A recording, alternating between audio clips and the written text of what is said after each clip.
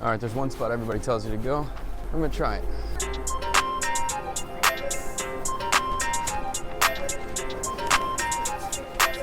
So this is Ichiran, one of the most popular spots in Tokyo, maybe all of Japan, I don't know. But there's a lot of locations, they're pretty much everywhere. And when you go in, you order on a vending machine, so that makes it easier. There's an English button, so that makes it a lot easier. And I'm just going for the biggest bowl here, the bowl with the most stuff in it, which is 1,600 yen, so I think that's like 13 bucks, I think, around there or something. The vending machines are pretty darn awesome in Japan. They make it easy for foreigners, and when you're local, it makes it easy too. It's just high functioning.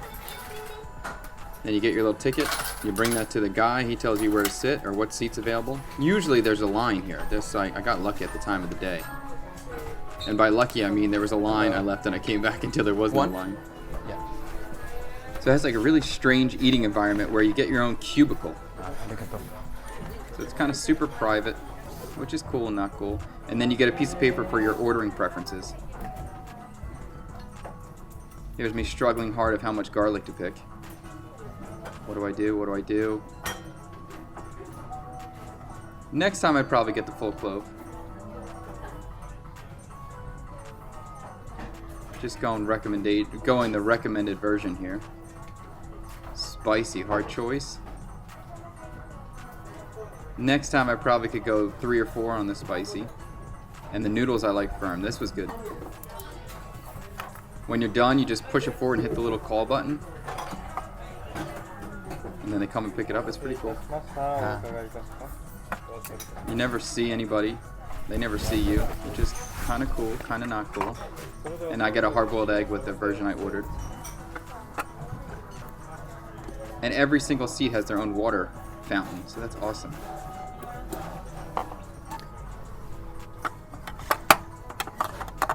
There's me pretty darn excited, pretty smitten. I heard it was a pro move to have your egg already cracked, ready to go before your ramen comes, so I'm doing it.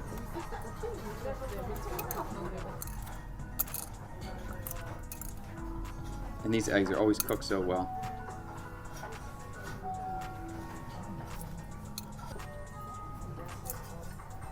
That's cool, good to go. Comes with a little dish.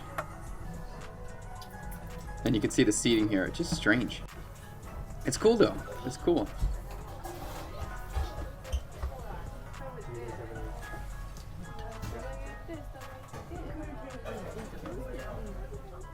When your ramen's ready, they bring it over.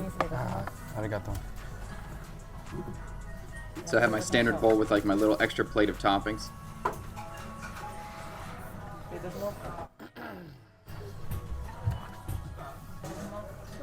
This is the boiled pork. There's some ear mushroom and some seaweed. And then the ramen itself, you can see the little chili powder that's on there. These ramen noodles are like on the thinner side. I know I prefer the thicker ones. I prefer thick ramen noodles. Throw that egg, see, all ready to go. I'm not wasting any noodle time with my egg all ready to go. Throw some of that ear mushroom. I didn't even know ear mushroom was popular in Japan. I never saw it there, so that's cool to see it here.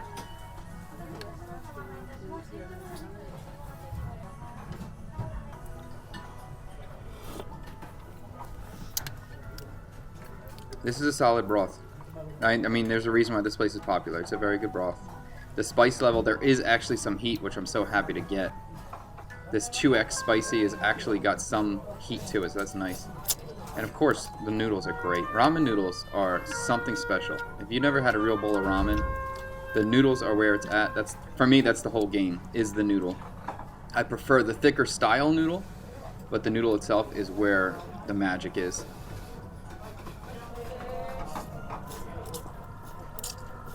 This is a good bowl. Good bowl.